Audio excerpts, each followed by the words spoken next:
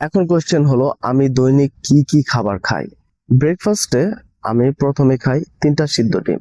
প্রথম 3-4 দিন সিদ্ধ ডিম খেয়েছি। সিদ্ধ ডিম 2টা সাদা অংশ আর একটা সম্পূর্ণ কুসুম সহ।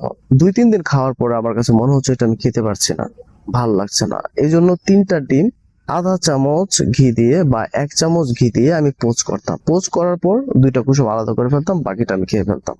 সাথে মিক্স সালাদের মধ্যে গাজর, কাঁচা পেঁপে, টমেটো, শসা। কখনো 3টা আইটেম থাকে, কখনো 2টা আইটেমও থাকতে পারে, কখনো 4টা আইটেম থাকে, ম্যাক্সিমাম টাইম 4টা আইটেম থাকে। এটা দীর্ঘ সময় আমার পেটটা ভরা রাখে, ক্ষুধা লাগে না। এর সাথে 2টা কাজু বাদাম খাই, এটা আপনাকে এনার্জি দেবে।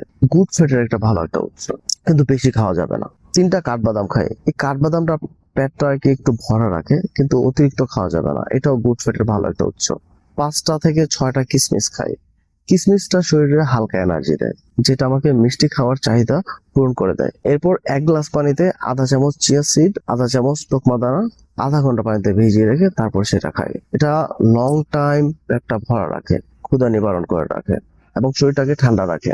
ওর সাথে খাই 1 চা চামচ কাঁচা হলুদের পেস্ট পানিতে গুলিয়ে হালকা কুসুম গরম পানিতে লেবু চিপে তারপরে লেবু মিশিয়ে তারপর এটা খেয়ে ফেলে। কাঁচা হলুদ হচ্ছে ন্যাচারাল অ্যান্টিবায়োটিক, এটা ইন্টারনাল ইনফ্লামেশন দূর করে এবং মেটাবলিজমকে আরো স্ট্রং করে।